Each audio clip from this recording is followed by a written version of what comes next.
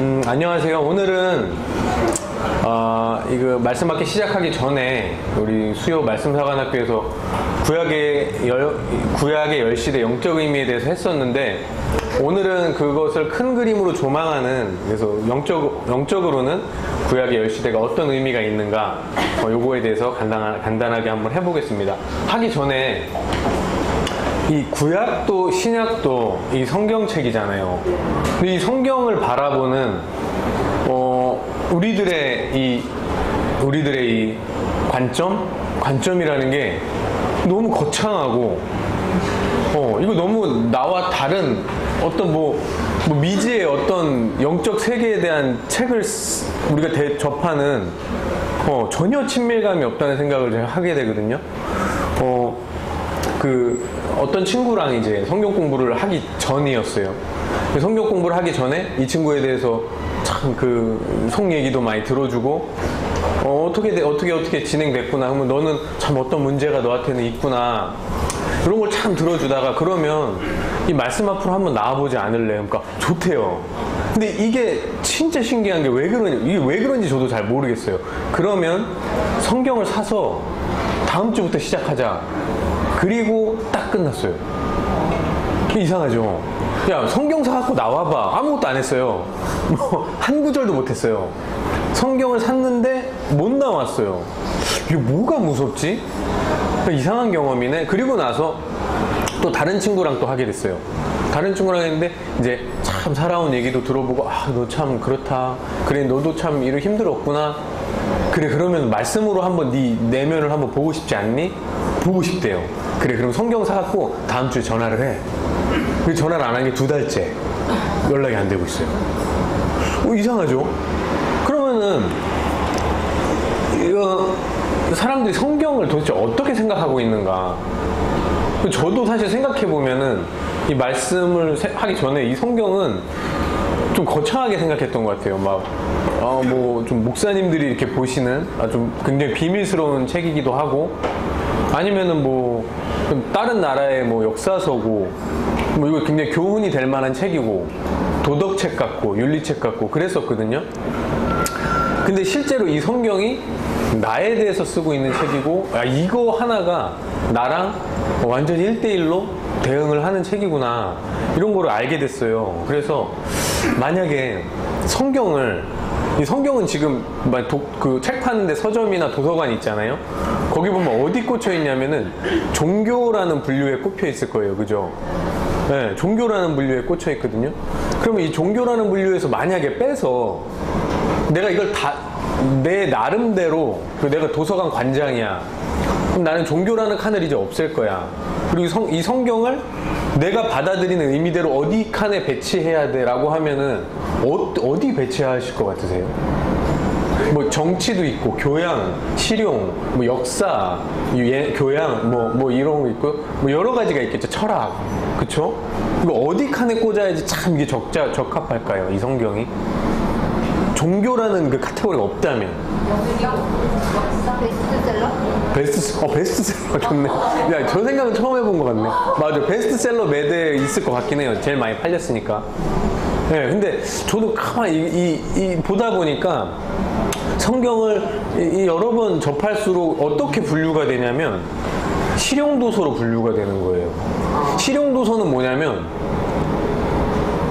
자격증 딸 때 있잖아요. 예를 들어 전기기능사 2급 시험 볼 때 어떻게 하냐면은 요대로 이렇게 우리가 본 대로, 내가 전기기능사 따야 되는데 전기기능사 책 어려워하는 사람 한 명도 없어요.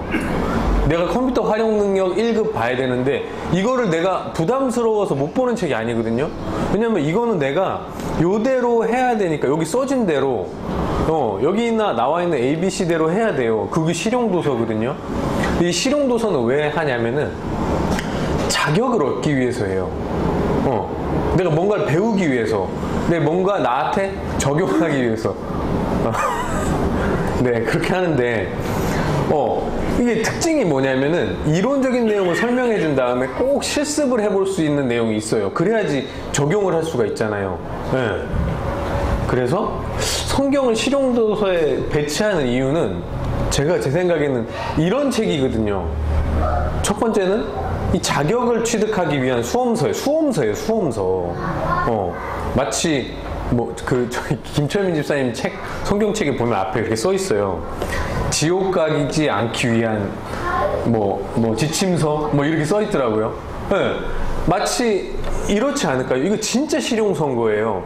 아들 되기 위한 산업기사 2급 이런 식으로, 아니면은 생명 빼기 기능사 1급 이런 식으로 완전히 실용도선 거예요. 이게 무슨 역사도 아니고 철학도 아니고 정치를 논하는 책도 아니고 더군다나 윤리와 도덕책이 아니에요. 왜냐하면 성경에 보면은 전혀 윤리스럽지 않고 전혀 도덕적이지 않은 일들이 너무 많이 있어요. 그러니까 이 성경 가지고 착하게 살아야 된다고 논하면은 바로 이 얘기 할 수 있어요. 야, 그럼 다윗은? 야, 그럼 아브라함은? 걔네도 다 그랬잖아. 나는 왜 안 돼? 야, 아브라함은 자기 부하도 죽이면서 이쁜 여자 취했잖아. 야, 아브라함은 어땠는데? 아브라함은 자기 무력에 자기 아내를 모른다고 부인했어. 누이라고 죽을까봐. 그 괜찮은 거야? 이걸 어떻게 윤리책으로 보냐는 거죠. 그쵸? 네. 성경은 저는 실용 도서에 둘 것 같아요. 그러면 이 구약과 신약 전체가 어떤 실용적인 나한테 적용을 직접적으로 해야 되는 내용으로 구성이 돼 있을 거다. 이렇게 접근을 해보면 좋을 것 같아요. 자, 그럼 성경의 본질적인 성격이 뭔지 한번 찾아볼게요. 요한복음 14장입니다. 14장. 천천히 찾아볼게요.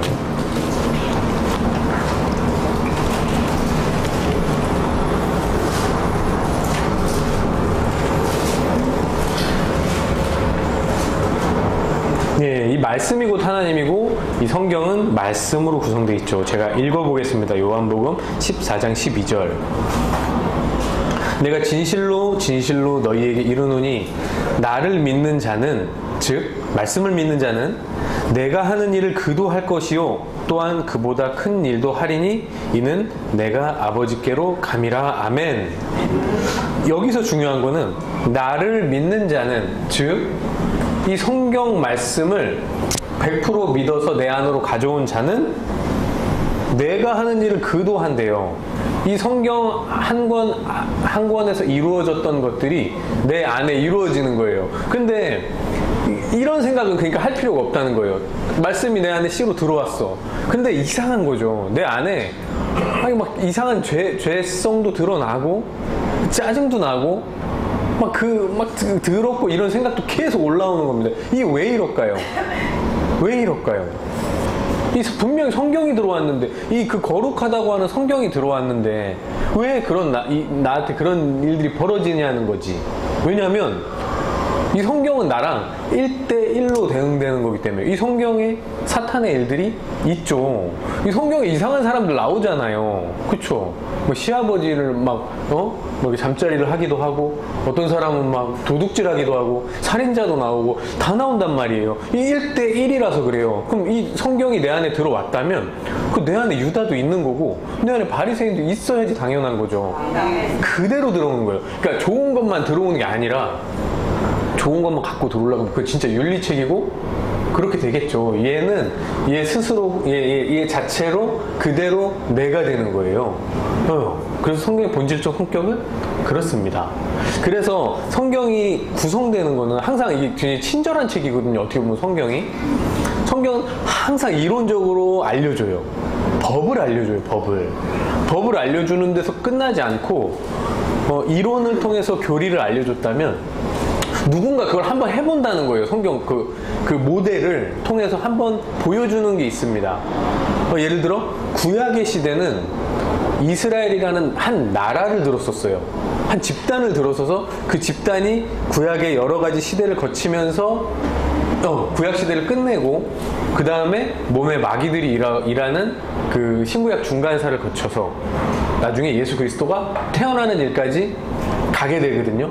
근데 실제로 이러한 일들, 이러한 모델대로 마치 모델하우스에 있는 그 모델대로 아파트를 짓는다면 실제 한번 지어보는 거예요. 그걸 누가 했냐면 2000년 전에 예수 그리스도, 2000년 전에 이 땅에 오신 그 예수 그리스도가 육체를 입고 우리보다 2000년 전에 앞서서 시범을 보여줘서 써준 책이 이제 사복음서 이하의 신약성서에 기록이 되어 있습니다. 빌립보서 4장 9절 한번 펴볼게요.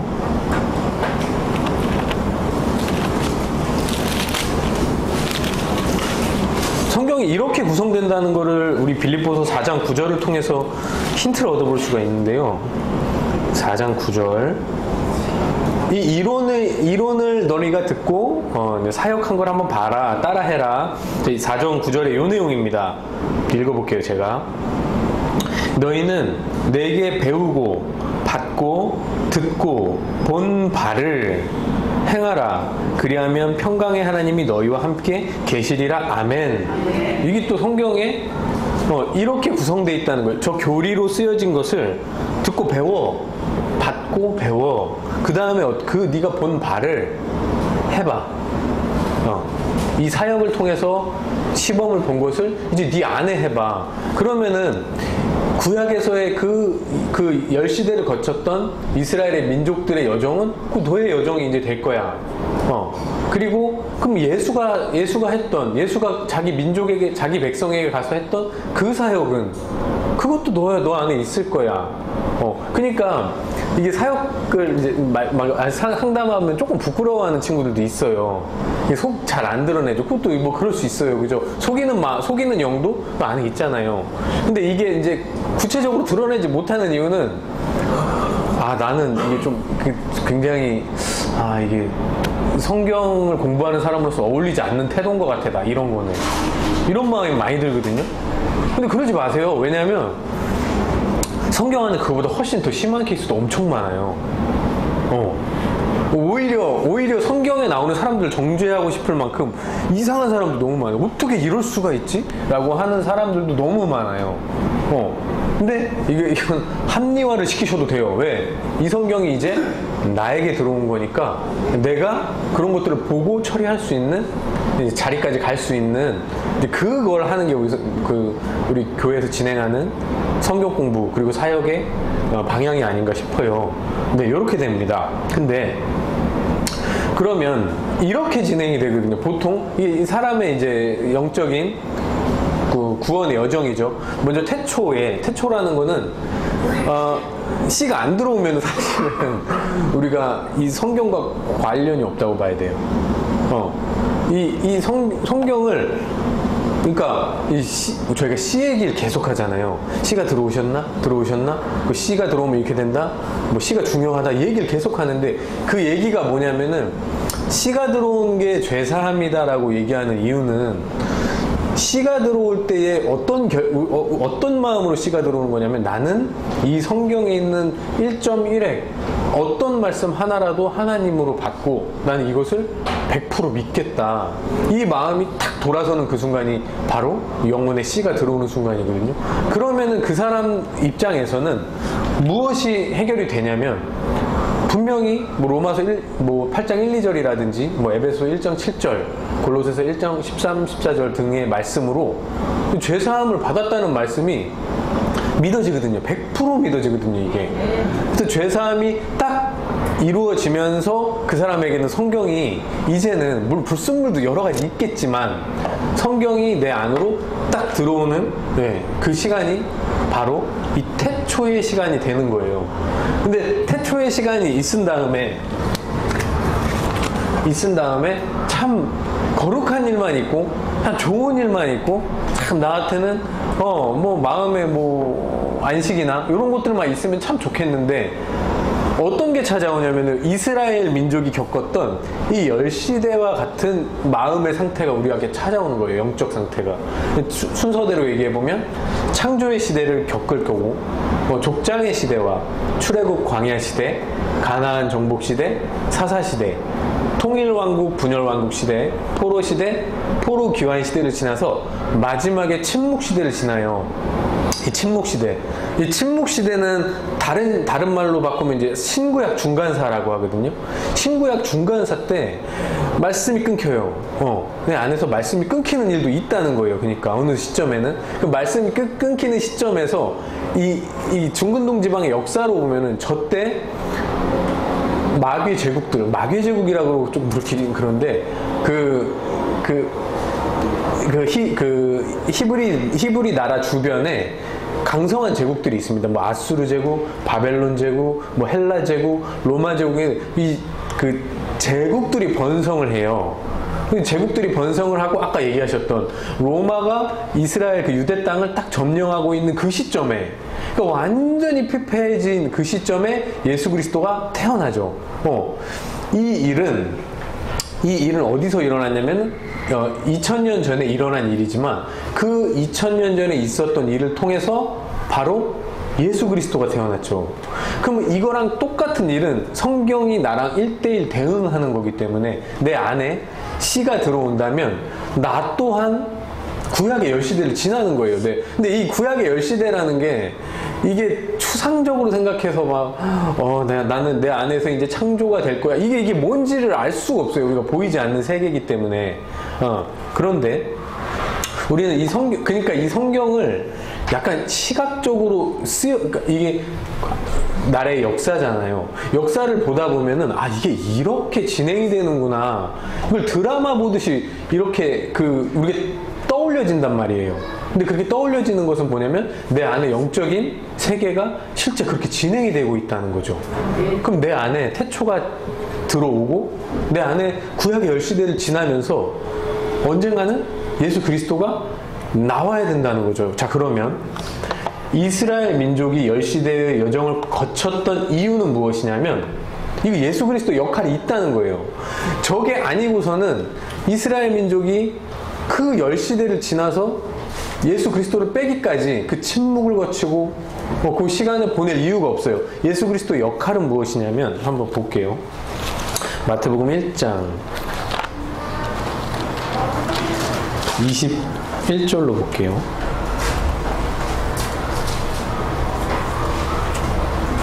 이게 바로 이스라엘 민족이 열시대를 거쳐서 예수 그리스도를 뺀 목적이라고 할 수 있겠죠.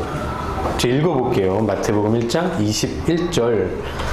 아들을 낳으리니 그 이름을 예수라 하라. 이는 그가 자기 백성을 그들의 죄에서 구원할 자이심이라 하리라. 아멘. 이게 뭐냐면 죄의 문제를 해결할 수 있다는 거예요. 계속 저희가 얘기하는 게 죄가 없어지지 않으면 기독교가 아닌 거다. 죄가 드러나는 것과 나중에 없어진 죄의 문제를 해결을 보는 것까지 그게 아니면은 예수 그리스도 역할을 할 필요가 없는 거죠. 그러면 태초에 구약의 열시대를 지나서 예수 그리스도가 태어났듯이 이건 예수의 사역이었어요. 2000년 전 예수의 사역이었어요. 그 예수의 사역을 통해서 예수 그리스도는 내 안으로 들어오게 되거든요. 예수 그리스도가 내 안으로 들어오는 거예요. 내 안으로 들어와서 나는 이 구약의 열시대는 십자가를 뜻합니다. 십자가. 구약의 열시대가 십자가의 그 고난을 통해서 왜 그러냐면 이사야서 53장에 볼게요. 이사야서 53장 한번 보겠습니다.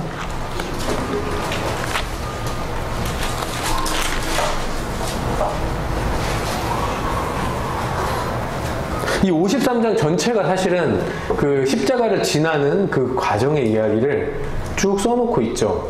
이 열시대를 이스라엘 민족이 열시대를 지나는 것과 이 십자가를 예수 그리스도가 지는 그 사역은 같은 모습으로 진행이 돼요. 특히 그 중에 7절 53장 7절 한번 볼게요. 그가 곤욕을 당하여 괴로울 때에도 그의 입을 열지 아니하였으며 마치 도수장으로 끌려가는 어린 양과 털 깎는 자 앞에서 잠잠한 양같이 그의 입을 열지 아니하였더라. 자, 이게 뭐냐면 침묵한다는 거예요. 침묵. 십자가 올라가면서 침묵을 통해서 그 침묵 시대, 열시대의 마지막 침묵 시대가 끝나면 10절에 그가 영혼의 씨를 보게 된다고 나오거든요. 이것도 마찬가지예요. 우리 안에도 십자가의 시간이 있을 거다. 그 안에 우리가 입을 다물고, 침묵하고, 우리 안에서 올라오는 그 마귀들의 말들로부터 우리가 상대하지 않고 침묵하고, 그 침묵 시간이 지나면 우리 안에도 어떠한 일들이 벌어지는 거죠. 십자가, 우리 안에서 십자가를 통해지면 예수 그리스도와 내가 연합해서 십자가에 못 박힌 이후에 나는 어떻게 되냐면 그리스도 예수가 되거든요. 이 그리스도 예수의 역할은 무엇이냐면, 로마서를 볼게요. 로마서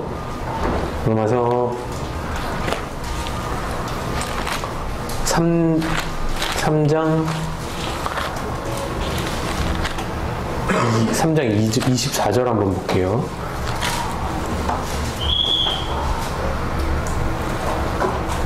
네, 제가 읽어보겠습니다. 그리스도 예수 안에 있는 속량으로 말미암아, 바꿔쳤다는 거죠. 속량으로 말미암아 하나님의 은혜로 값없이 의롭다 하심을 얻은 자 되었느니라. 아멘. 값없이 의롭다 하심을 얻은 자 되기 위해서 우리는 예수 그리스도와 함께 연합해서 못 박는 거. 그 모습이 갈라디아서 2장 20절에 나와 있는 내가 그리스도와 함께 십자가에 못 박혔나니 라고 하는, 그럼 왜 그렇게 할 거야? 이 값없이 의롭다 하심을 얻는, 이미 죄가 없음을 실현하고 내 안으로 들어오신 그분과 함께 못 박혀 죽음으로 나는 값없이 의롭다 하심을 받거든요. 근데 이거 너무 거창하게 생각을 해요. 각자의 십자가를 진다는 거 있잖아요. 그쵸? 볼까요? 마태복음 16장에 저렇게 하라고 나와 있거든요. 마태복음 16장. 저는 성경 공부하면서 좀 무서웠어요. 저게, 저런 말씀들이. 마태복음 16장 24절입니다. 이런 말씀이 저는 사실 좀 부담스러웠거든요. 보면, 이에 예수께서 제가 읽어볼게요. 이에 예수께서 제자들에게 이르시되 누구든지 나를 따라오려거든 자기를 부인하고 자기 십자가를 지고 나를 따를 것이니라. 이거 좀 이거 부담스러운 거예요. 십자가를 이건 좀 그러지 않나? 근데 이거 왜냐면 너무 거창하게 생각해가지고. 근데 이게 되게 재밌어요. 어떤 사람들한테 십자가라고 하면은 진짜 자기 육체적인 희생이나 이런 것들을 말하는 줄 알거든요. 그래서 이게 되게 재밌는 일이 벌어져요. 너 목숨 걸 수 있어? 그러면 진짜 목숨도 걸 수 있어. 그런 청년들이 있어요. 교회 가보면은 있어요. 헌신할 사람 손들어. 그러면 막 손들어요. 그 중에서 진짜 이게 필이 딱 꽂힌 애는 선교사까지 갈 수 있어요.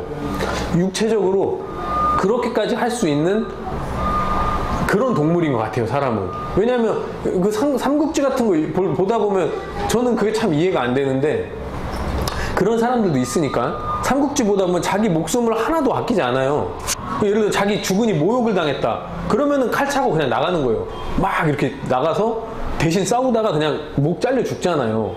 이거 잘려 죽으면 난 죽는 거고 내 자식 뭐 다 있는데도 그렇게 할 수 있는 존재라는 거죠. 목숨을 가지고. 근데 마찬가지로 너 십자가 질 수 있어? 라고 얘기를 하면은 이걸 너무 거창하게 보니까 나 가서 나 어디 뭐 아마존의 어떤 부족에 가서 나 내 피 뿌리고 죽을 수 있어. 나 순교할 수 있어. 근데 그런 사람한테, 그럼 너 집사람한테, 니네 집사람한테 잘못한 거 있잖아. 그 사과 좀 해. 그러면 못해요. 그 자존심 상하거든. 맞아. 뭐 엄청 막 이렇게 꼿꼿해가지고 뭔가 다 할 수 있는 아주 굳센 사람도 그거 좀 사과 좀 해. 아니 네가 좀 죽어. 이거 성격 좀 죽여. 그거 못해요. 그 사람은 이 꼿꼿한 거가 그 성정이 있을 뿐이지 이 십자가에 죽는 사람 아닌 거예요. 그러니까 마태복음 16장 24절에 그 자기를 부인하고 자기 십자가를 따르는 모습은 그런 모습이 아니라는 거예요. 실제 그러니까 이게 너무 부담 갖지 말고 그렇게 하지 않으셔도 괜찮아요. 왜냐면 제가 본 여러 가지 모습이, 제가 왜 무서우냐면 사실은 저는 최 목사님하고 공부를 많이 했잖아요. 하다 보면은 목사님의 경험담을 듣잖아요. 나는 뭐 말이야 옛날에 이맘때쯤에 요거 아니고 한 4번 맘때쯤 요맘때쯤 요런 때쯤에 사업을 크게 했는데 뭐 다 망했고 뭐 아내랑 뭐 집사람 뭐 애들들하고 엄청 싸우면서 이런 말을 들었거든요. 그러면서 나는 내가 고수톱 쳐가지고 이거 복음 얻은지 알아 이런 얘기 많이 하셨거든요. 그런 얘기 들으면은 두려웠어요. 두렵죠. 난 저렇게 되면 어떻게 하지? 나는 집사람이랑 애기들 너무 소중한데 이거 다 깨지면 어떻게 하지? 그리고 나는 지금 막 뭐 여러 가지가 있는데 나 가진 것도 막 직장도 있고 이거 내가 못 박을 수 있을까 이게 고민되는 거예요. 근데 그거는 왜 그러냐면은 우선 뒤에 계시긴 하지만 빌립이 그 이디오피아 내시한테 지나가다가 야, 너 읽는 것을 깨닫느뇨? 이렇게 묻잖아요. 그럼 이 내시가 그러잖아요. 알려주는 사람이 없는데 어떻게 내가 깨달아? 그렇잖아요. 그러면 최 목사님도 사실은 지도해주는 사람이 없는데 이 시가 들어온 이후에 이 열시대를 어떻게 지나는 거죠? 못 지나니까 자기 스스로 여기 갔다가 때려받고 저기 갔다 때려받고 이렇게 진짜 힘든 시간 보내신 거예요.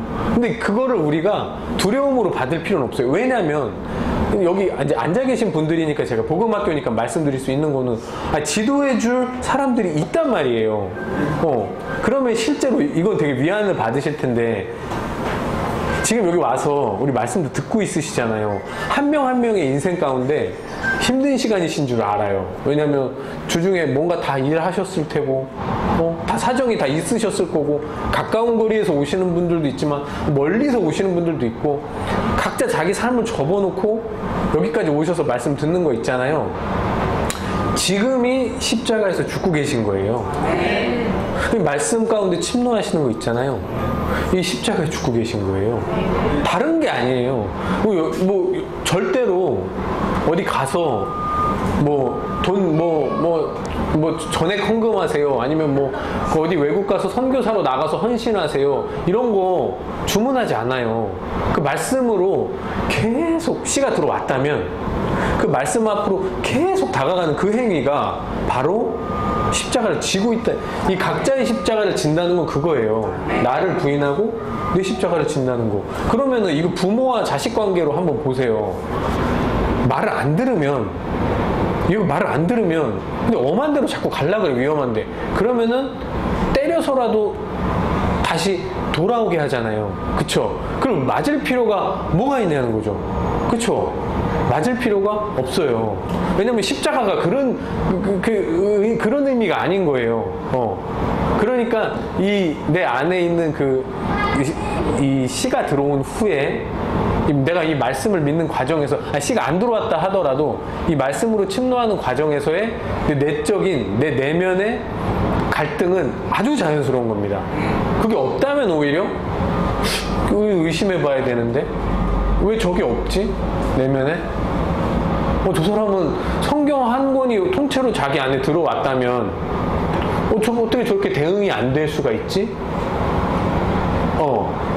그러니까 이 십자가에 대한 오해가 많이 있으시니까 그런 얘기를 좀 해봤고요. 호세아서 4장 6절이 요거를 좀 뒷받침해주는 근거가 되거든요. 한번 찾아볼까요? 호세아서 4장 6절.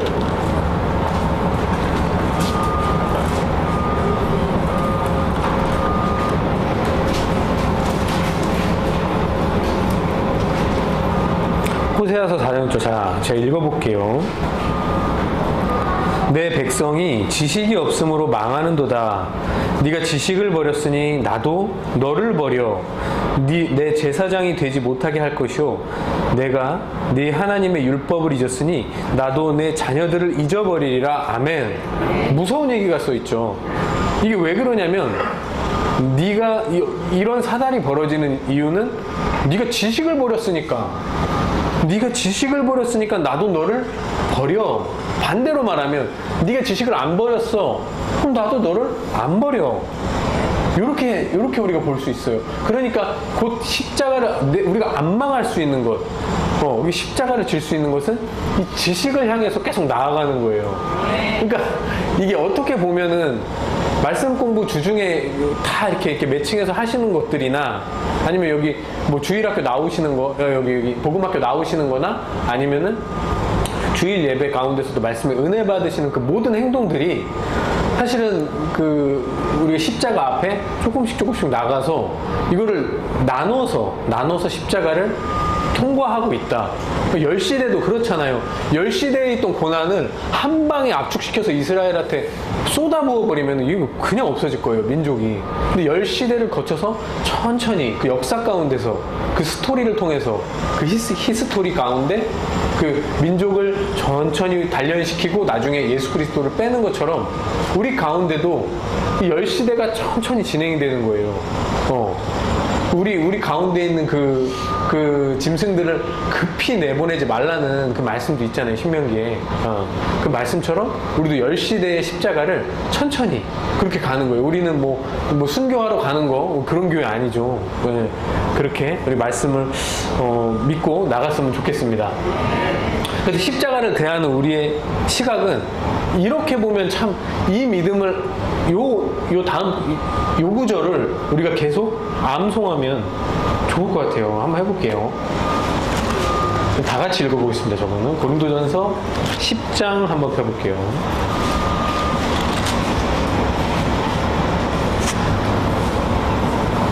고린도전서 10장 13절. 자, 다 같이 읽겠습니다. 시작. 사람이 감당할 시험 밖에는 너희가 당한 것이 없나니 오직 하나님은 미쁘사 너희가 감당하지 못할 시험 당함을 허락하지 아니하시고 시험 당할 즈음에 또한 피할 길을 내사 너희로 능히 감당하게 하시느니라. 아멘. 자, 이게 십자가를 우리가 이렇게 지날 거예요. 저는 여기 이 13절에서 가장 제가 좋아하는 단어가 있어요. 그 뭐냐면 능이에요. 능히 감당하게 하느라. 아주 꼴딱꼴딱 진짜 초죽음이 돼서가 아니라 능히, 여기 분명히 능이라고 돼 있잖아요. 능이라면은 얼마든지 해낼 수 있다는 겁니다. 여기 계신 모든 분들이 십자가를 넘어가면서 능히 얼마든지 그렇게 넘어가실 수 있을 것 같아요. 요거는 에피소드 하나를 말씀드리면서 제가 저랑 이 성경 한 권의 관계가 이렇게 같이 정리됐던 그 사건을 제가 한번 말씀드리고 맞춰보려고 해요. 영남 사모님하고 공부할 때였거든요. 근데 그때 저도 이제 좀 이건 안 맞는데 좀 우기시는 것 같은 그런 느낌을 받은 거예요, 제가. 그러니까 사모님하고 성경 공부할 때 자꾸 말씀을 거꾸로도 보시는 거예요. 예를 들어 피 흘림이 없은즉 죄사함이 없느니라 이렇게 얘기하시고 그걸 저한테 적용할 때 성경과 나를 적용하는데 뒤집으시는 거예요. 그러면 피 흘림이 없은즉 죄사함이 없으니까 죄사함이 있다는 건 뭐야? 피를 흘렸다는 거지. 이런 식으로 이렇게 반대로 설명하셔가지고 제가 근데 사모님 진리의 말씀을 이렇게 뒤집어 보셔도 돼요? 이렇게 여쭤봤거든요. 그랬더니 된다 그랬어요. 된다고. 그게 진리기 때문에 된다고 그러시더라고요. 그래서 제가 아닌 것 같은데 그렇게 하는 거 위험한 거 아닌가? 말씀을 바꿔서 보고 아니 성경과 난데 이걸 왜 바꿔보냐고 자꾸. 근데 이제 거기에 대해서 제가 여쭤보니까 여러 가지 말씀을 찾아주면서 바꿔도 된다라는 구절을 막 찾아주셨어요. 한 10분 동안 계속 찾아주셨어요. 근데 저는 그 10분 동안 찾아주시는 말씀을 다 듣고도 납득이 안 됐어요. 설득이 안 됐어요, 사실은. 근데 이런 마음이 들었어요. 뭐냐면 제가 여기까지 올라와 있던 제 불만이 있었거든요. 그건 안 된다. 이거는 틀린 거다. 이렇게 얘기할 수 있는 불만이 여기까지 올라와 있는데 이은 마음이 들었어요. 내가 지금 이거를 얘기해서 저 한 분 사모님을 내가 꺾으면 뭐해? 그러면 내가 뭐 할 건데? 난 이게 지금 하나님한테 말씀의 불만인 건데 이 말씀 전해주시는 분 저 한 분 꺾어서 뭐해? 나는 이건 진짜 하나님하고 1대1로 승부 봐야 되겠다 해서 일단은 그 사역 시간 네 알겠습니다 하고 넘어갔어요. 그리고 나서 이제 하나님한테 이게 좀 설명하기가 힘든데 왜냐면 이 수학에서 전 수학적으로 제가 이게 틀려가지고 이게 막 틀어졌었던 거거든요, 안에서. 뭐냐면 진리의 명제는 거꾸로 이걸 틀잖아요. 이거 철민이 형이 아마 잘할 텐데, 명제는 역으로 돌리면 진리가 아니게 되는 명제들이 아니에요. 그러니까 어떤 문장이 참이라 그래서 그걸 거꾸로 한다고 참이 되진 않거든요. 예를 들면 장종만은 선생님이다. 이거는 참 문장이 맞죠. 근데 이걸 거꾸로 돌려볼게요.